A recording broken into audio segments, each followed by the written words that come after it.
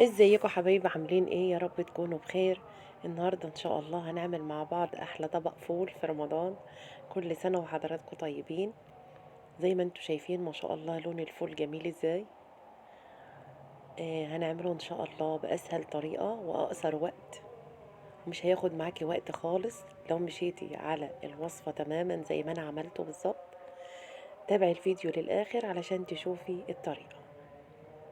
زي ما انتم شايفين هنا نص كيلو فول، معلقه عدس، جزرايه مبشوره، وده 4 فصوص توم، وشوية زعفران صغيرين، وطماطماية. زي ما انتوا شايفين المكونات سهلة وبسيطة. احنا هنحط الفول في الدماسة. زي ما انتوا شايفين كده هو نص كيلو، علشان احنا مش عايزين الدماسة تكون ملانة، لان هو هيكتر فيها. زي ما انتوا شايفين كده انا بحط الفول اول. شايفين ما شاء الله يعني هم في نص الدماسة بالظبط. ودي حطينا معلقة العدس زي ما انتوا شايفين، وهنا حطينا الجزراية المبشورة، وهنحط 4 فصوص توم، وطماطمايه، وسنة زعفران صغيرة خالص، يعني على طرف المعلقة كده الصغيرة زعفران. وطبعا ما تنسوش ان احنا هنحط له المية السخنة وهنولع عليه. وكمان عايزة اقول لكم ان احنا بننقعه يومين علشان ما ياخدش وقت على النار. يعني انا بنقعه يومين، وفي خلال اليومين دول بنغير من عليه المية كل يوم 3 مرات. والمية كمان اللي بنرجعها عليه تكون سخنة، فعشان كده مش هياخد منك وقت على النار. يعني مش هياخد اكتر من ساعتين على النار. زي ما انت شايفة وهو على النار، شايفين لونه ما شاء الله ما خدش مني وقت خالص. يعني انا ممكن اولع عليه بعد الفطار واتسحر منه. شايفين هو كده نص سوي، وشايفين لونه كمان جميل ازاي. ومش قادرة اقول لكم كمان على ريحته قد ايه حلوة. طبعا انا بباشر عليه كل شوية ببص عليه. وزي ما انتم شايفين انا حاطه الدورق ده فيه ميه سخنه عشان ازود بيه ميه سخنه، ما زودوش ميه بارده.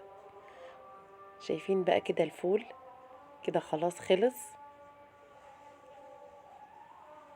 هو كده استوى تماما.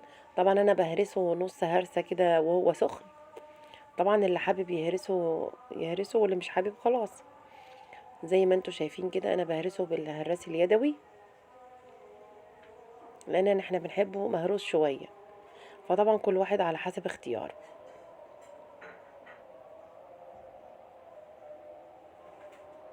اهم حاجة موضوع النقع، يتنقع قبلها بيومين. شايفين ما شاء الله شكله حلو ازاي، وريحته كمان حلوة. ونيجي هنا بقى لأهم خطوة، التوابل دي: شطة حمراء على فصين توم، وكزبرة، وكمون، وملح. شطة حمراء ما مش بودرة، شطة حمراء عادية على فصين توم، وكمون، وملح، وكزبرة. ودي معلقة خل، ونص ليمونة. طبعا الخل ده اختياري، اللي حابب يحط حابب، مش حابب مش حابب. بس شايفين ما شاء الله طلع جميل ازاي. واللي حابب برضو يحط شطة بودرة يحط، بس الاساسي الكمون والكزبرة اساسي، وفصين التوم وحتة الشطة الحمراء، يعني حتة صغيرة كده. شايفين ما شاء الله. والله مش قادرة اقول لكم على طعمه وريحته. يا رب وصفتي تكون عجبتكم، وما تنسوش لايك وشير. والسلام عليكم.